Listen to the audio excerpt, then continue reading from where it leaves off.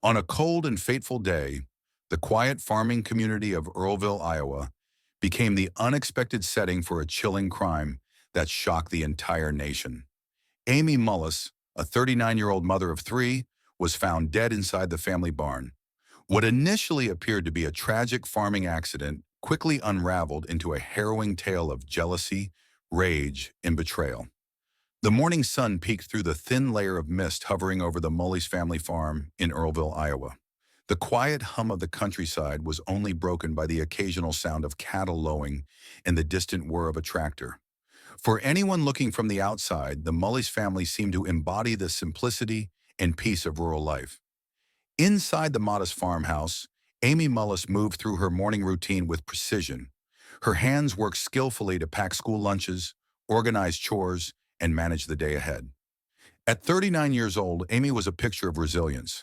Her three children relied on her nurturing strength, while her husband, Todd Mullis, often delegated farm responsibilities to her.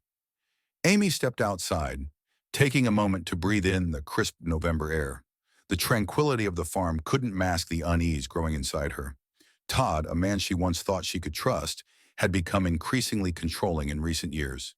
His eyes always seemed to be on her, watching, judging. Amy kept her worries to herself, choosing instead to focus on her children. They were her anchor, her reason to push through the difficulties that clouded her marriage. "Let's get the barn ready," Todd's voice interrupted her thoughts. He stood a few feet away, his expression unreadable as he handed her a checklist for the day. "We need to stay on top of things if we're going to get everything done before the weather turns." Amy nodded without a word. As she moved toward the barn, her 13-year-old son followed close behind, eager to help. "Mom, do you think I can drive the tractor later?"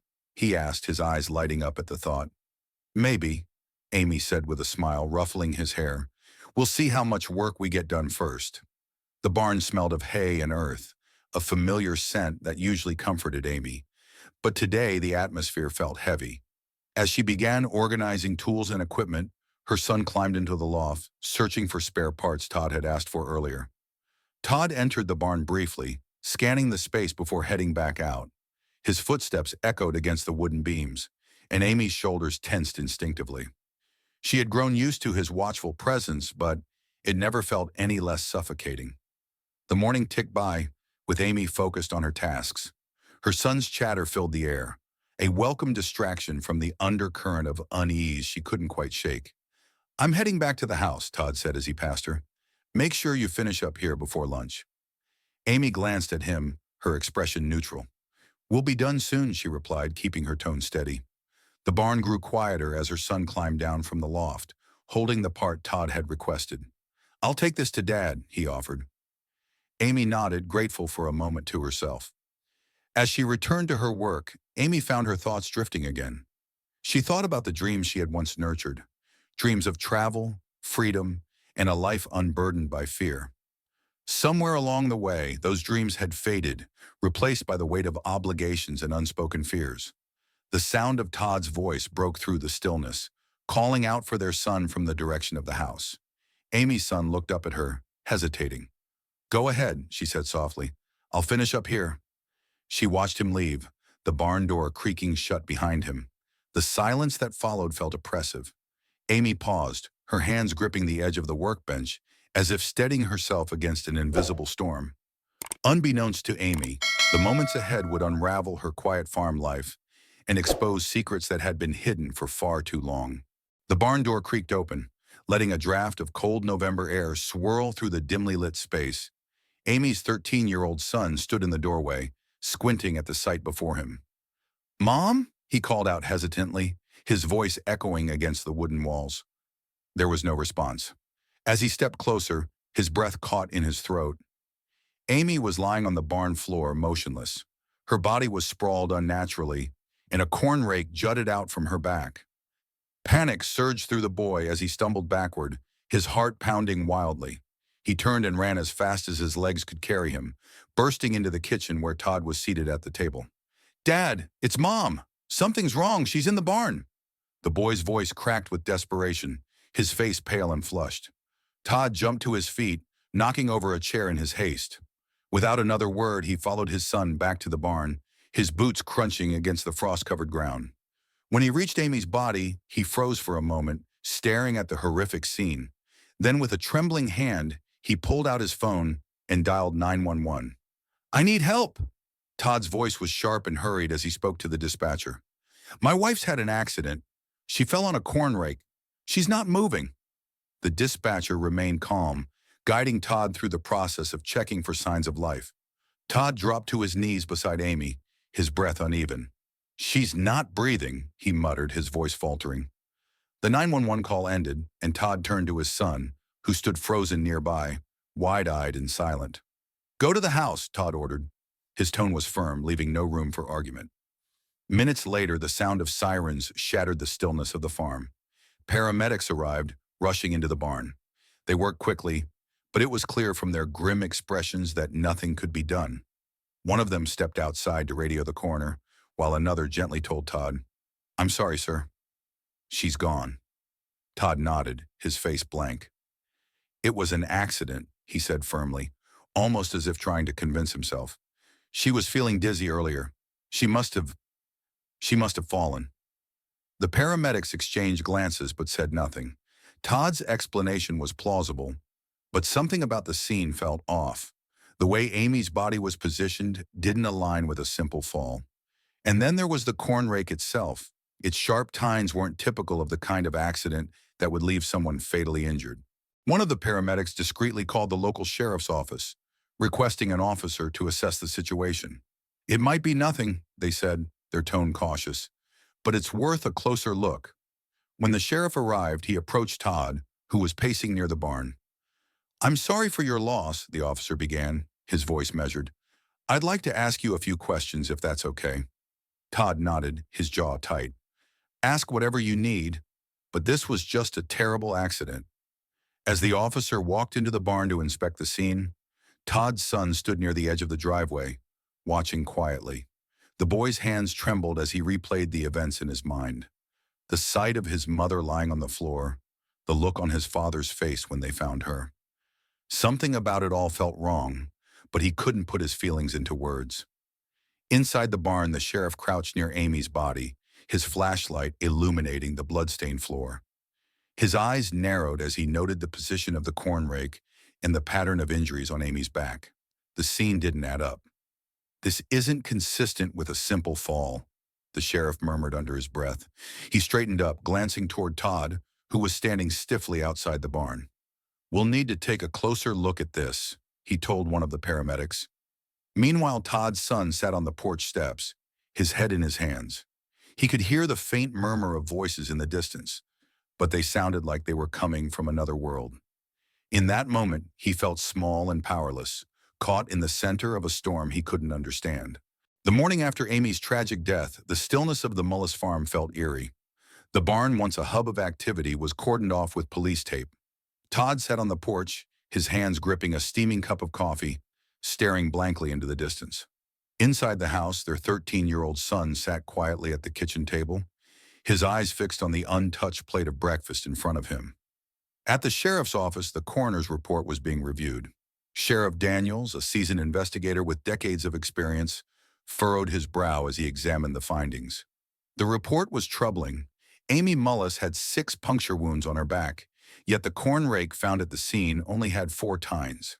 Daniels tapped his pen against the desk, a habit he'd developed when something didn't sit right with him.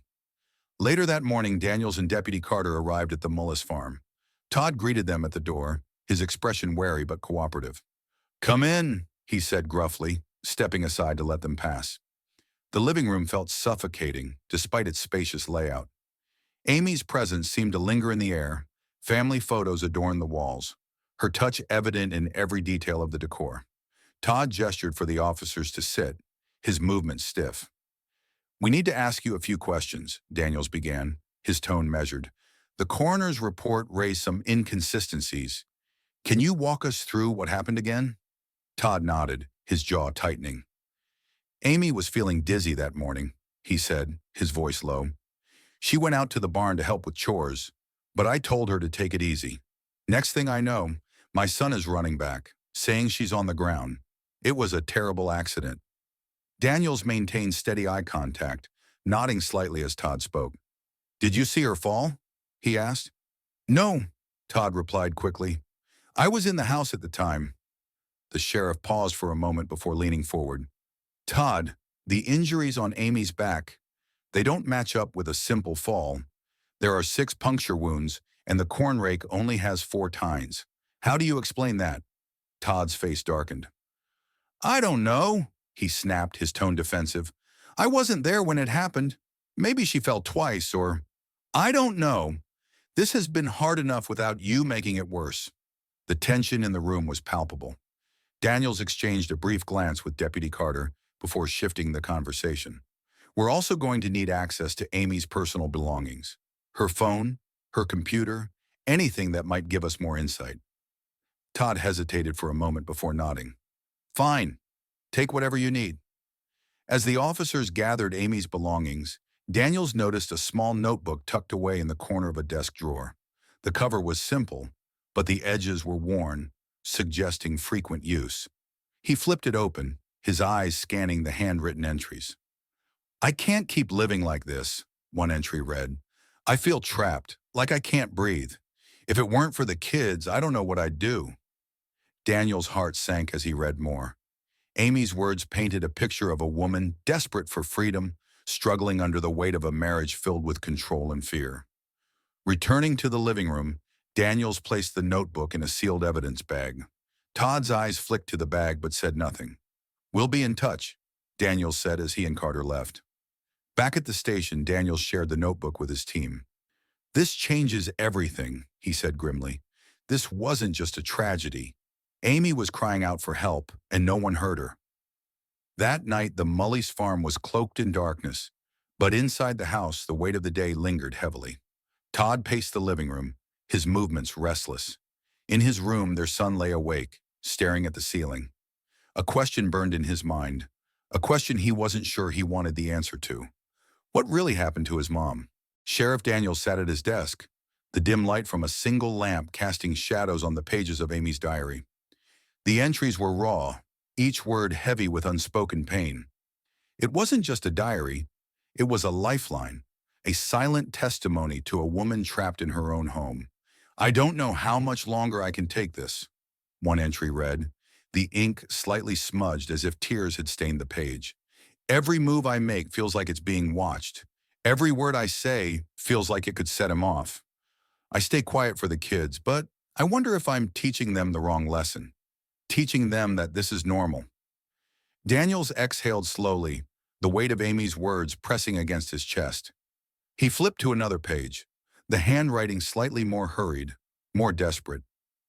"I've thought about leaving, but he always says I wouldn't make it on my own, that I'd lose everything. Sometimes I think he's right. I feel so small." The sheriff closed the diary momentarily, his fingers brushing the worn edges of the cover. It was clear that Amy had been living in fear, a fear she had tried to shield from the outside world. Daniels thought about her children, especially the 13-year-old boy who had found her. What had he seen? What had he felt in those final moments? Back at the Mullis farm, Todd was pacing in the living room. The silence was deafening, broken only by the occasional creak of the floorboards under his boots. On the coffee table sat a cup of cold coffee, untouched. His son sat on the stairs, watching his father with wide, unblinking eyes. "Why are the police still asking questions?" the boy finally asked, his voice barely above a whisper. "If it was an accident, why don't they believe us?" Todd stopped mid-step, turning to look at his son. "Because they're looking for something that isn't there," he said firmly. His tone was sharp, final, as if trying to end the conversation before it began. In the sheriff's office, Deputy Carter walked in, holding a manila folder. "Got something else for you," he said, placing it on Daniel's desk. Inside were digital records from Amy's phone. The sheriff scanned through text messages and emails, noting a recurring pattern. Amy reaching out to friends, venting about feeling trapped, yet never explicitly asking for help. One text message stood out. "I don't know if I can keep doing this. I need to leave, but I don't know how. If I disappear, will anyone even notice?" Daniels leaned back in his chair, his mind racing. This wasn't just a case of a tragic accident. This was the culmination of years of fear, manipulation, and control. The pieces were starting to come together, but they needed more. The following morning, Daniels and Carter returned to the Mullis farm. Todd greeted them at the door, his expression guarded. "Back again?" he asked, his voice carrying a hint of irritation. "We just have a few follow-up questions," Daniels replied smoothly. "Mind if we take another look around?" Todd hesitated, his eyes narrowing slightly. "Haven't you already found everything you need?" "We just want to be thorough," Daniels said, maintaining his calm demeanor. As the officers walked through the house, Daniels noticed something he hadn't before: a framed photo of the family on the mantel. Amy's smile seemed forced, her posture slightly tense, as if the picture itself carried the weight of unspoken truths. "Can we see the barn again?" Carter asked, breaking the silence. Todd's jaw tightened, but he nodded. "Fine. Do whatever you have to do." In the barn, the air felt heavier than before. Daniels ran his fingers along the wooden beams, his gaze sweeping across the space. He could almost hear Amy's voice, her diary entries echoing in his mind. "Every corner feels like a trap. I can't breathe." As they left the barn, Daniels turned to Carter. "There's more to this story," he said quietly. "We just need to find it." The tension in the Mullis household was palpable. Todd had grown increasingly agitated with each visit from the sheriff, his frustration barely concealed behind clipped words and tight-lipped expressions. His son, quieter than usual, moved through the house like a shadow, his once bright curiosity dulled by the weight of recent events. At the sheriff's office, Daniels and Carter sifted through the mounting evidence. Amy's diary entries had painted a haunting picture of her life, but it was the digital trail left on Todd's devices that sent a chill through the room. "Look at this," Carter said, leaning over his laptop. On the screen were Todd's recent internet searches, each one more unsettling than the last. "Punishments for cheating wives," "How to prove infidelity," "Organs in the human body." Daniels let out a low whistle, his expression darkening. "This isn't just suspicion anymore. This is premeditation." That same afternoon, a tip came into the station. A neighbor, reluctant to get involved but compelled by a sense of unease, reported seeing Todd near the barn on the morning of Amy's death. "I didn't think much of it at the time," the neighbor admitted over the phone. "But now, I don't know. Something about the way he was pacing back and forth. It just didn't seem right." The statement was vague but troubling. It added another layer of doubt to Todd's version of events. Daniels decided it was time to confront him directly. When the sheriff and Carter arrived at the farm, Todd greeted them at the door with a forced smile. "Back again," he said, his tone strained. "We have a few more questions," Daniels replied evenly. As they sat in the living room, Daniels laid a stack of documents on the coffee table, printouts of Todd's search history alongside excerpts from Amy's diary. Todd's face remained expressionless, but his hands clenched the armrests of his chair. "Do you recognize these?" Daniels asked, his voice calm but firm. Todd glanced at the pages, his jaw tightening. "I don't see how this is relevant," he said sharply. "It's very relevant," Daniels countered. "These searches suggest you are looking into some troubling topics. Combine that with the diary entries, and we have a clearer picture of what Amy was going through." Todd shot to his feet, his voice rising. "You don't know what you're talking about. Amy was my wife. I loved her. This is nothing but circumstantial evidence." Daniel stayed seated, his gaze steady. "Maybe it is, but it's enough to warrant further investigation. We've also received statements from a neighbor who saw you near the barn that morning." Todd froze, his eyes narrowing. "Who said that?" "I can't disclose that right now," Daniels replied smoothly. "But the timeline you gave us isn't adding up, Todd. If there's something you're not telling us, now's the time to come clean." For a moment, the room was silent except for the ticking of a clock on the mantel. Todd's son stood at the top of the stairs, watching the scene unfold below. His small hands gripped the railing, his knuckles white. "I've told you everything I know," Todd said finally, his voice low and hard. Daniels nodded, standing up. "All right, we'll leave you for now, but we'll be back if we need anything else." As they drove away, Carter glanced at Daniels. "He's hiding something," he said. Daniels nodded grimly. "We just need to figure out what." Back at the farm, Todd slammed the door shut, his chest heaving with frustration. His son came down the stairs slowly, his eyes wide with fear. "Is everything okay, Dad?" he asked hesitantly. Todd forced a smile, ruffling the boy's hair. "Everything's fine," he said, but his tone betrayed him. Sheriff Daniels leaned back in his chair, his eyes scanning the printed text message transcripts spread out before him. Among the hundreds of messages, a thread stood out. It was a conversation between Amy and an unfamiliar number, filled with coded words and subtle undertones. One message caught his attention. "I can't keep living like this. I need to get out, but I'm scared of what he'll do." The number was traced to a man named Ben Carter, a contractor who had worked on the Mullis farm a year ago. Daniels didn't hesitate. He picked up the phone and dialed. "Hello?" Ben's voice was cautious but steady. "This is Sheriff Daniels from the Delaware County Sheriff's Office. I'd like to ask you a few questions about Amy Mullis," Daniels said, his tone professional but firm. There was a pause on the line. "Amy?" Ben's voice softened, the weight of her name evident. "What about her? We found some correspondence between the two of you. I'd appreciate it if you could come down to the station to clarify a few things." A couple of hours later, Ben sat across from Daniels in the interrogation room. His hands rested on the table, his posture tense. "I don't know what this has to do with me," he began, his voice guarded. Daniels slid a copy of the text messages across the table. "These suggest you were more than just acquaintances. Care to explain?" Ben's shoulders sagged and he exhaled deeply. "I didn't mean for it to happen. We just connected. She was so unhappy, Sheriff. She felt trapped. I was just someone she could talk to." Daniels leaned forward. "Did Todd know?" Ben shook his head. "No, at least not as far as I know. But Amy was terrified he'd find out. She said he'd lose it." "Did she ever say she wanted to leave him?" "All the time," Ben admitted. "But she was scared for the kids. She didn't want them caught in the middle of everything." The weight of Ben's words hung in the air. Amy's fears weren't unfounded, Daniels realized. They were a mirror of the control and hostility described in her diary. Meanwhile, at the Mullis farm, Todd paced in the living room. His son sat silently on the couch, watching as his father muttered to himself, his movements erratic. "Is everything okay, Dad?" the boy asked timidly. Todd stopped mid-stride, turning to face his son. "Of course it is," he snapped. Then, as if realizing his tone, he softened.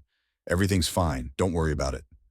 But the boy wasn't convinced. He'd seen too much, heard too many whispered arguments between his parents. Something wasn't fine. Something was very, very wrong. Back at the station, Daniels pressed Ben for more details. Was Amy planning to leave? "She mentioned it a few times," Ben said, "but she didn't have a solid plan. She felt stuck." Daniels nodded, jotting down notes. "One last question. Where were you the morning of November 10th? Ben's expression darkened. "I was at home. I haven't been to that farm in months." Daniels studied him carefully, then nodded. "All right, Ben. That's all for now. Don't leave town." As Ben left, Daniels turned to Carter. "What do you think?" Carter shrugged. "He seems genuine, but even if Todd didn't know about the affair, Amy's fear of him is undeniable." The sheriff nodded. "This isn't just a murder investigation anymore. It's the unraveling of a toxic relationship, and we're only scratching the surface." The courtroom buzzed with murmurs as the gallery filled with spectators, reporters, and family members. Amy Mullis's loved ones sat in quiet solidarity, their expressions a mix of grief and anticipation. Todd Mullis, clad in a tailored suit, sat at the defense table, his jaw set and eyes locked forward. Beside him, his attorney shuffled through papers, whispering occasional reassurances. The judge entered and the room fell silent. "This court is now in session," the bailiff announced. The prosecution was the first to present their opening statement. Prosecutor Linda Marks stood confidently, her tone firm but measured. "Ladies and gentlemen of the jury, this is a case of control, fear, and ultimately murder. Amy Mullis lived in a world where she was silenced, manipulated, and frightened. On November 10th, her life ended tragically, not by accident, but by design." Marks walked deliberately toward the jury, making eye contact with each member.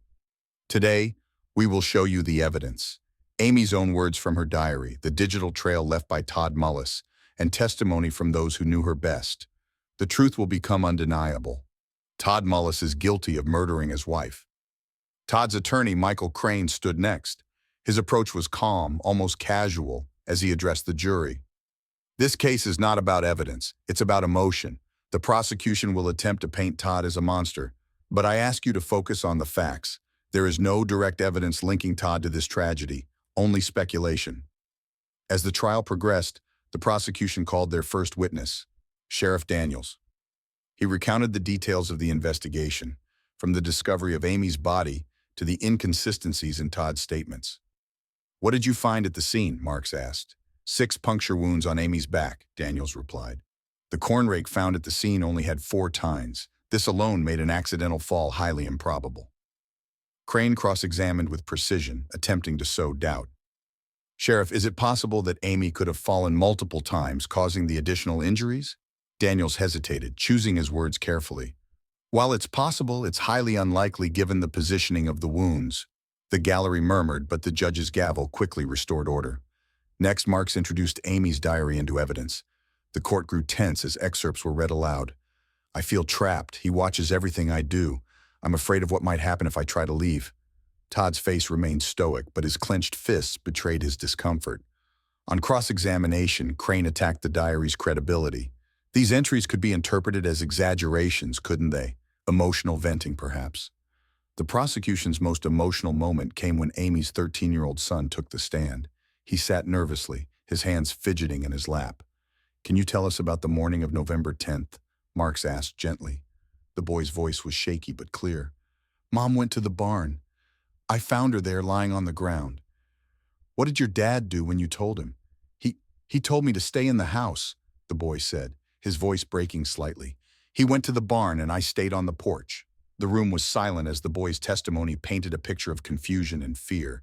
Todd avoided his son's gaze, staring down at the table in front of him. Crane's cross-examination was brief, focusing on the boy's limited perspective. "You didn't actually see anything happen to your mother, did you?" "No," the boy admitted. "But—" He hesitated, then said, "Something didn't feel right." As the trial continued, tensions mounted. Friends of Amy testified to her fear of Todd and her desire to leave the marriage. Marks emphasized these accounts, tying them to Todd's internet searches and Amy's diary entries. By the day's end, the courtroom was charged with emotion. Todd's expression remained unreadable, but the weight of the evidence was impossible to ignore. The courtroom was unusually quiet as Amy's 13-year-old son approached the witness stand. His steps were hesitant, his small frame dwarfed by the imposing surroundings.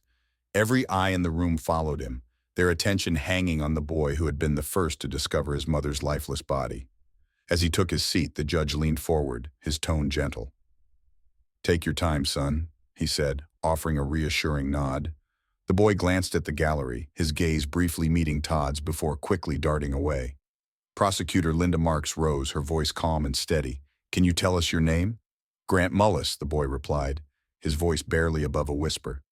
"Grant," Marks began, "I know this is difficult, but we need your help to understand what happened the morning of November 10th. Can you tell us what you remember?" Grant hesitated, his hands fidgeting with the hem of his shirt.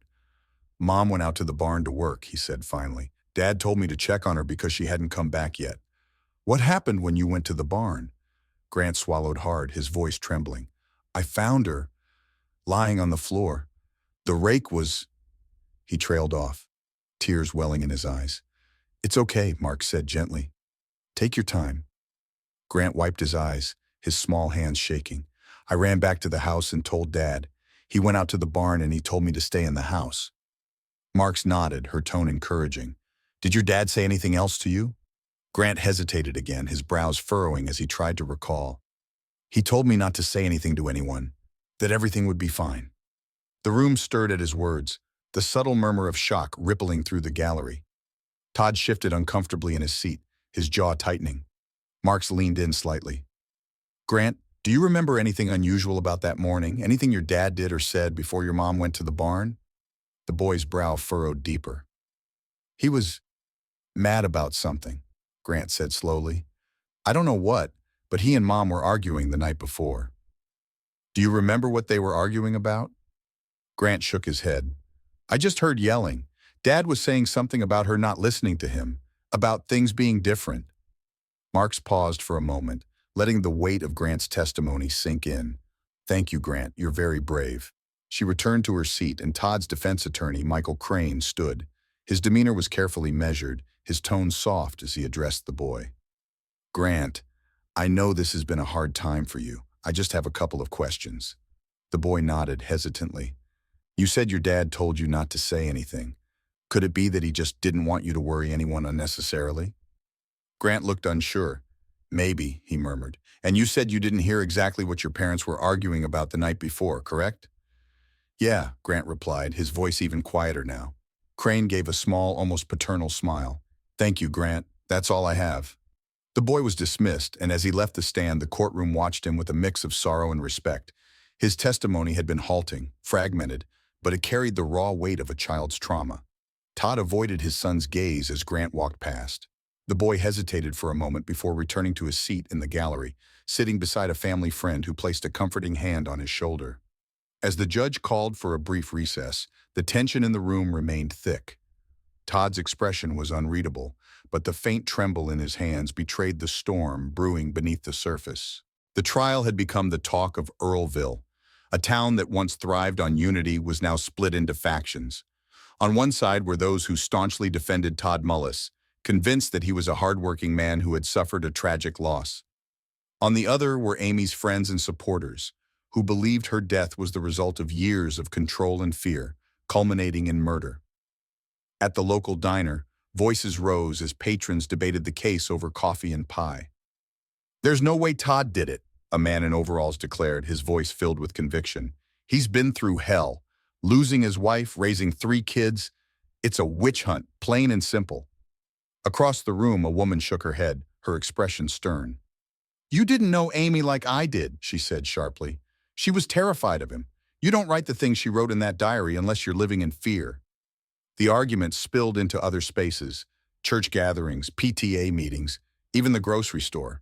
It seemed like everyone had an opinion, and no one could agree. In the courtroom, the atmosphere mirrored the tension outside. Friends and neighbors filled the gallery, their expressions ranging from grim determination to quiet disbelief. Todd sat stoically at the defense table, his eyes scanning the room as if searching for allies. The prosecution called their next witness, a former farmhand who had worked for the Mullis family years earlier. His name was Alan, and his demeanor was nervous as he took the stand, his hands fidgeting with the edge of his jacket. Alan, Prosecutor Marks began, her tone measured. How long did you work for the Mullis family? About a year, he replied, his voice shaky. Can you describe Todd Mullis as an employer? Alan hesitated, glancing toward Todd before answering. He was intense. He liked things done a certain way, and if you didn't do it right, he'd let you know. Marks pressed further. Did you ever witness any interactions between Todd and Amy? Alan nodded slowly. Yeah, he was controlling, always telling her what to do, how to do it. I remember once she asked him if she could take the kids to visit her parents, and he just exploded, said she didn't need to be going anywhere without him. The gallery murmured at Alan's words, but Todd's attorney quickly rose for cross-examination. Alan, Crane said, his tone pointed, you worked for the Mullis family over a year ago. Isn't it possible you're misremembering or exaggerating these events? Alan's face reddened. No, sir, I remember it clear as day. But you don't have any direct knowledge of what happened on November 10th, correct? Crane pressed. No, Alan admitted. Crane nodded, his expression triumphant, as he turned back to his seat. Outside the courthouse, the divide in the community deepened. Supporters of Todd gathered near the steps, holding signs that read "Justice for Todd" and "Innocent until proven guilty." Across the street, a smaller group held signs demanding justice for Amy. Tensions boiled over as the two groups clashed verbally, their shouts echoing across the small town square. You don't know what really happened, one woman yelled. And neither do you, came the retort. Inside his jail cell, Todd leaned against the cold concrete wall, his expression unreadable. His mind raced with thoughts of his children, his farm, and the trial that was quickly unraveling everything he had built. Meanwhile, at the Mullis farm, Amy's absence was felt in every corner. Her friends stopped by to bring meals for the children, their hearts aching for the life that had been lost. She deserved so much better, one whispered to another as they left the house. The trial continued to tear at the fabric of the community, exposing fault lines that had always been there, but never acknowledged. In the center of it all was a family fractured beyond repair, their lives forever changed by the events of that fateful day. The tension in the courtroom had reached a boiling point. Every piece of evidence, every testimony, had brought the jury closer to a verdict. But no one expected the sudden twist that was about to unfold. It began quietly. During a brief recess, prosecutor Linda Marks was handed a note by one of her assistants. The note was short, but startling. "A new witness has come forward." Marks read it twice, her mind racing. When the trial resumed, Marks stood with an uncharacteristic edge in her voice. "Your Honor, the prosecution would like to call an additional witness." The defense immediately objected. "This is highly irregular," Todd's attorney, Michael Crane, argued. "Who is this witness, and why are they only coming forward now?" Marks held her ground. "Your Honor, the witness contacted our office just this morning after following the trial in the media. Their testimony directly pertains to the events surrounding Amy Mullis's death." After a brief deliberation, the judge allowed the witness to testify. The gallery buzzed with whispers as a woman in her late 40s entered the courtroom. She appeared nervous but determined, her hands clasped tightly as she approached the stand. "Please state your name for the record," Marks began. "Kathleen Rogers," the woman said, her voice trembling slightly. "And how are you connected to this case, Miss Rogers?" "I used to work at the Mullis farm," Kathleen replied. "I was there for about 6 months, 2 years ago." Marks nodded. "What made you come forward today?" Kathleen hesitated, glancing at Todd before turning back to the prosecutor. "I couldn't stay quiet anymore. I've been following the trial and I realized people need to know what I saw." The gallery fell silent. Even Todd seemed momentarily taken aback. Marks continued, her tone steady. "Can you tell us what you witnessed during your time at the Mullis farm?" Kathleen took a deep breath. Todd was controlling, especially toward Amy. He'd criticize everything she did, from how she fed the animals to how she talked to the kids. One time, I overheard him yelling at her in the barn. He was so angry. He said, "If you ever think about leaving me, you'll regret it." The words hung in the air, their weight pressing down on everyone in the room. Marks leaned in slightly. "Did you witness any physical altercations?" Kathleen shook her head. "No, but the way he talked to her, it was like she was always walking on eggshells." Crane rose for cross-examination, his tone sharp. "Miss Rogers, you said this happened 2 years ago. Why didn't you report it then?" "I didn't think it was my place," Kathleen admitted. "But now, hearing everything that's come out, I realize I should have said something sooner." Crane seized on her hesitation. "So, you don't have any direct knowledge of what happened to Amy on November 10th, do you?" "No," Kathleen replied, her voice quieter. "And yet you're here to testify about events from years ago?" Crane pressed, his words laced with skepticism. Kathleen's eyes flashed with determination. "Yes, because I believe those events show what kind of person Todd Mullis is." Crane's expression tightened, but he didn't press further. As Kathleen stepped down, the gallery was abuzz with whispers. The new testimony had added another layer to the already tangled narrative, a glimpse into the fear and control that had defined Amy's life. Todd sat rigidly at the defense table, his jaw clenched. His attorney leaned over, whispering something, but Todd didn't respond. In the prosecutor's office later that evening, Marks reviewed Kathleen's testimony. It wasn't the smoking gun she'd hoped for, but it was another thread in the web they were weaving, a web that was tightening around Todd Mullis. The courtroom was suffocatingly quiet as the jury filed back in, their faces carefully neutral. Every eye in the room was on them. Todd Mullis sat at the defense table, his hands clasped tightly in front of him. His attorney, Michael Crane, leaned in and whispered something, but Todd didn't respond. Across the room, Amy's family sat rigidly, their expressions a mixture of hope and apprehension. "All rise," the bailiff called out. The judge entered, his robes brushing against the polished floor as he took his seat. "Please be seated," he said, his voice breaking the tension only momentarily. He turned to the jury. "Ladies and gentlemen, have you reached a verdict?" The jury foreman stood, a man in his late 50s with a solemn expression. "We have, Your Honor." "Please hand the verdict to the bailiff," the judge instructed. The bailiff took the folded paper and handed it to the judge, who unfolded it and read silently. He nodded, then handed it back to the foreman. "You may read the verdict." The foreman cleared his throat. "In the case of the state of Iowa versus Todd Mullis, we, the jury, find the defendant guilty of first-degree murder." The words landed like a thunderclap. Gasps rippled through the gallery. Amy's family wept openly, clutching one another as the weight of the moment washed over them. On the other side of the room, Todd's face remained blank, his eyes fixed on the table in front of him. Crane's jaw tightened, but he placed a steadying hand on Todd's shoulder. The judge's gavel struck the wood. "Order in the court," he said firmly. He addressed Todd directly. "Mr. Mullis, you have been found guilty of first-degree murder. Sentencing will be carried out at a later date. Court is adjourned." As the room began to empty, Amy's family lingered, their tears a mix of relief and sorrow. "She finally got justice," one of them whispered, their voice trembling. Outside the courthouse, reporters swarmed, microphones and cameras capturing every reaction. Supporters of Amy cheered as the verdict spread, their voices rising above the din of the crowd. "Justice for Amy!" they chanted. But not everyone celebrated. A smaller group of Todd's supporters stood in stunned silence, some shaking their heads. "This wasn't fair," one man muttered. "They never proved anything beyond a doubt."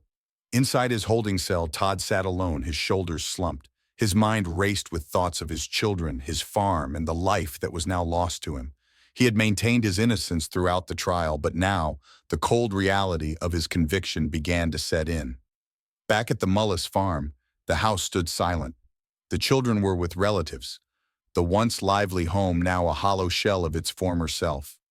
In the barn where Amy had been found, dust settled on the equipment she had used daily, her absence palpable in every corner. For the community of Earlville, the trial's end marked the closing of one chapter, but the wounds left behind would take far longer to heal. Friends and neighbors reflected on what they had learned, some questioning what they had overlooked, others grappling with their own guilt for not intervening sooner. Amy's legacy was one of resilience, her life and tragic death a stark reminder of the dangers of control and isolation. In the hearts of those who loved her, she remained a beacon of strength, a woman who had endured so much but had finally found justice, even in death.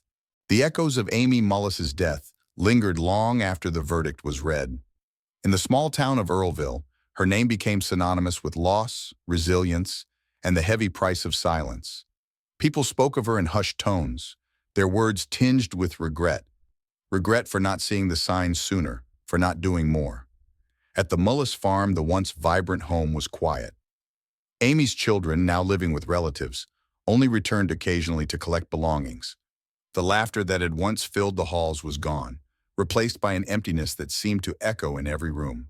Photographs of Amy remained on the walls, silent reminders of her enduring presence. Amy's best friend Sarah visited the farm one last time. Standing in the barn where Amy had spent so many mornings, Sarah felt the weight of everything her friend had endured. She ran her hand along the wooden beams, her mind replaying their conversations. "She always seemed so strong," Sarah whispered to herself. "But now I realize she was holding it all in." Back in town, community members wrestled with their own feelings of guilt and confusion. At the local diner, conversations often turned to the trial. "We all knew Todd could be tough," one man said, stirring his coffee absent-mindedly. "But I never thought it would come to this," another nodded solemnly. "I keep thinking about the kids. How do you move on from something like that?" The answer wasn't clear. Amy's children were surrounded by love and support, but the shadows of that tragic morning loomed large. Her eldest, Grant, rarely spoke of what he had seen, though his quiet demeanor spoke volumes. One afternoon, Grant sat with Sarah on a park bench, the autumn leaves swirling around them. "Do you ever think about her?" Grant asked suddenly, his voice barely above a whisper. "Every day," Sarah replied. "She was my best friend." Grant nodded, his gaze fixed on the ground. I wish I could have done something." "You were just a kid," Sarah said gently. "It wasn't your responsibility. But now, you can honor her by remembering her strength and by being kind to yourself." In the months following the trial, advocacy groups began to use Amy's story as a cautionary tale. Community workshops on recognizing signs of domestic abuse were held in Earlville and beyond. Her name became a rallying cry for change, a symbol of the courage it took to speak out, even when it felt impossible. At a candlelight vigil held in Amy's memory, dozens gathered to honor her life. Sarah stood before the crowd, her voice steady despite the lump in her throat. "Amy Mullis was a mother, a friend, and a fighter," she began. "Her story didn't end the way it should have, but her legacy doesn't have to end here.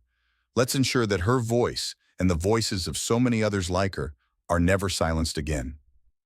As the candles flickered against the night sky, Grant held one in his small hands, the light illuminating his face. He stood quietly, his thoughts his own. But in his heart, he knew he would carry his mother's memory with him forever. For Earlville, the scars of the tragedy would take time to heal. But in the wake of the pain, there was hope. a hope that Amy's story would inspire others to listen, to act, and to change. As the sun dipped below the horizon, casting long shadows across the Mullis farm, a quiet stillness hung in the air. The fields, once alive with the hum of family life, now stood as silent witnesses to the tragedy that had unfolded. But beyond the quiet, there was a sense of resolution, a bittersweet closure that had taken months to achieve. Inside the courthouse, the sentencing hearing was underway. Todd Mullis stood before the judge, his expression a mixture of defiance and resignation. His attorney spoke briefly, asking for leniency and pointing out Todd's previously clean record. But the weight of the evidence was undeniable, and so was the impact of Amy's death. The judge's voice was steady as he read the sentence. Todd Mullis, you have been found guilty of first-degree murder. You are hereby sentenced to life in prison without the possibility of parole. There was no applause, no cheers, only a heavy silence that spoke to the gravity of the moment. Amy's family sat in the gallery, their hands clasped tightly together.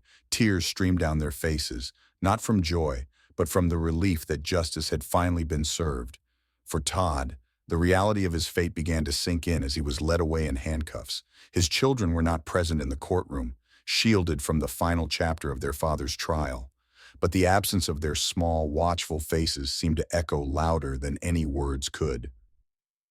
Later that day, Amy's best friend Sarah stood outside the courthouse, addressing a crowd of reporters and supporters.